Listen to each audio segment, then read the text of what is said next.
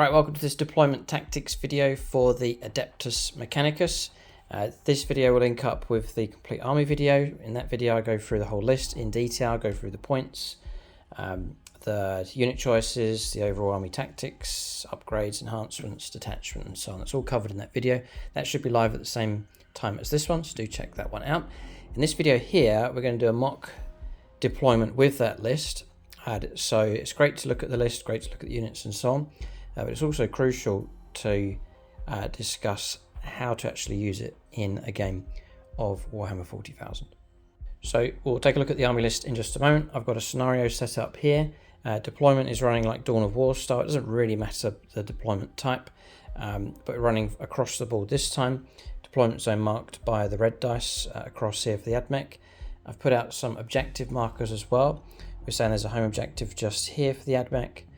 One dead center, which is usually the case for games, two others no man's land, one over there, and we're going to say the opponent's objective is just over there for reference here in this video.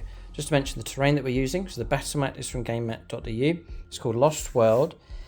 It's marked up for Nexus.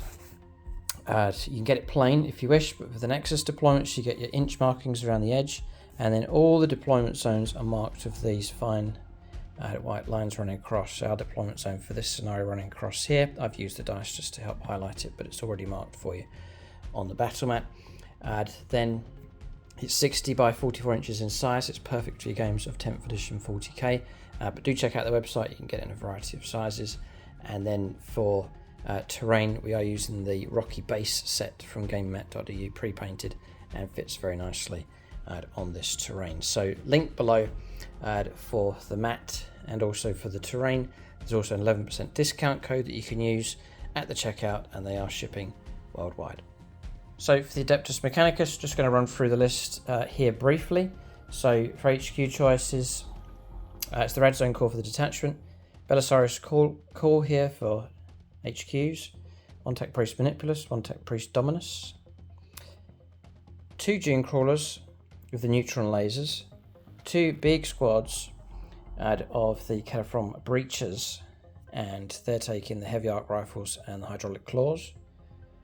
Then it's the battle line units here, three squads of 10 rangers with a variety of weapons, sort of one of each of the weapon options that they can take. Three squads, it'll be interesting to see how these deploy on the board. Three squads of the Infiltrators with flechette blasters and taser goads. A larger squad, full squad of 10 for the Ruststalkers. And finally, two squads of cavalry. So these are separate. You can get them in small squads of 3. Cerberus Sulphur Hounds. Again, like the multiple small unit idea, very, very useful tactically during the game. So that's the list here. We'll go on to deployment. We'll see how these are deployed on the board. So I'll put the army out and then sort of show you the reasoning behind it. I'm looking for good fields of fire because I'm boasting some pretty good shooting units. And then the overall game plan. Usually you're going to need to anchor your home objective. So I'm going to need something to sit here and survive here through the game. And then I'm going to need to go out and capture these no man's land objectives. There's one there in the middle, and then usually one on each flank. I'll need to go after at least 2 of those and anchor 2 to stand a good strong chance during the game. Possibly a breakthrough into the opponent's deployment zone. That's usually quite difficult. You've got to get through the whole army or try and get around it. And the other thing to bear in mind is a good spread around the table for the fulfillment of secondaries. You might need to get units onto a flank, into a table quarter, into the center of the board, into a different zone, into the opponent's deployment zone. So there's all those requirements as well for secondaries. So plenty of things to do, things required for you to win the game. So really when you deploy, you'll be putting out your predictable stuff. I would usually, you have to adapt depending on the game situation, but I usually lay the models down, just one from each unit. I'm going to put the 2 cavalry units in reserve, and they'll flank for me. They'll be useful for my secondaries late on in the game. Then you have, I pretty much would deploy on the board with everything else just for weight of firepower, as flanking and ambushing with a unit of Ruststalkers certainly would be a good idea. The terrain's quite dense though, so I think I'll start with them on the board. But certainly it's an option to flank with them or have them on the table. So that's pretty much reserves allocated. I put my HQs out. Each of the tech priests joins. Add one of each of the Cataphron Breacher squads. Belisarius Cawl acts on his own, but he'll hang around with the Dune Crawlers. And then for order of deployments, a few things to talk about. Sometimes there's the need to form a screen, and you can deploy first to some of the units of the Infiltrators. They can infiltrate in, so they can go for early grabs on the No Man's Land objectives, depending on how the opponent deploys and depending on who you're up against. But that could be an option to go for the early grab for objectives with them. But we'll push on here. I'm going to deploy the army to give you an idea of how it can be set up on the board. Alright, so deployment's done. A couple of little changes to mention before we cover this.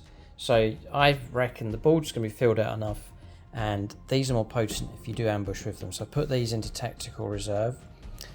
The way to use the Ruststalkers, as with any unit, turn 2 onwards. There's a stratagem called Rapid Ingress, one of the core stratagems. It lets you deploy from reserve at the end of the opponent's movement phase. So it's turn 2, the opponent's done their move, everything's finished. You then bring them on, and then you can go for like a flanking position where you can try and deploy somewhere where you won't be shot at or charged. And then when it comes around to your turn, you can then move off your full move and set yourself up for a good charge, good ambush, good close combat. So it's a better way to use them, I think. Or if I do need them along the back line, you can just bring them along the back line. It's along any of the edges. Well, turn 2, there's restrictions. You can't go inside the opponent's deployment zone. Turn 3, you can go on any battlefield edge. You can even turn up behind enemy lines if that's possible. They're much more of a threat. It's very predictable if you put them on the board. And for 1 CP, it really is worth it. I do it with multiple factions. Comes highly recommended. So I've put the Ruststalkers into reserve. They're a nice, decent unit to have in your back pocket, and you can bring those into play as and when you need them. Cavalry I've kept in reserve. Not expecting them to do very much in the game. They're just there to help me pick up points for secondaries. They're fine. We'll hold those off as well. I'll just bring them on normally. I won't rapid ingress them. Just bring them on as normal. Turn 2, turn 3. And then for this deployment side, I've moved the objective. It should be here more in the middle. So we're saying that the home objective for each of us, as myself and the opponent, is more in the centre of our deployment zone. So this is quite a standard deployment. I'll point out our base of firepower, which I've put near the objective. It's usually the case. So objective here, 1 Dune Crawler. I'm looking for fields of fire. I've got a line of sight running through here. That's quite good. And obviously I can shoot across either way. The idea is probably to sit there and just look out for targets. The other one I've put here, and it's got a good field of fire down that avenue, and it's looking over one of the objectives as well, which is really good. So good positioning with those. There's cover all over the place. They can pick up cover. They've got 4+ invulnerable save, plenty of wounds, so I think they're nicely situated there in the middle of the board. And then Belisarius Cawl is here. He's straddled between the two because he'll use his ability to grant reroll 1s for shooting, so he's going to enhance their firepower. If later on in the game threats start moving in, Belisarius Cawl can move out. He's got a bit of shooting, bit of close combat at medium range for his firepower. So I think that's quite a good setup initially. 1 unit of rangers to sit with them. I've kept them just within range of him, so they'll benefit from the reroll 1s for their shooting as well. So a bit of a base of firepower here in the middle. And then I'm looking in this scenario to push out on each flank with big breacher squads to go after No Man's Land objectives. So breacher squad here, and I can go down either way. I could go down this way, or I can swing around, and they've been joined here by the Tech Priest Manipulus. Now what's crucial for these is that a battle line unit joins them, and they will try and stay out of trouble. They're not going to contribute too much. The firepower's okay, but it's just like a chipping effect that it's not too good. So our priority is to try and keep them alive and out of trouble. Whilst within 6 inches of these, they'll grant the breachers the full reroll for their shooting close combat. So it's a massive enhancement. So they will tag along and they'll work in combination together. But the priority is that they go first. They take the brunt of the assault from the opponent, keep these alive and keep the buff going up there. And then repeating the exact same thing across the other side, keeping these out of trouble within 6 inches of this breacher squad, which has been joined by the Tech Priest Dominus. And their intent is quite obvious, is to head out to that objective across there, firing as they go and ready for close combat if needed, just like a slow and steady advance with them. So I think that's pretty healthy. the way it looks. So it's quite predictable in a way. The opponent knows what's going on. They're headed that way.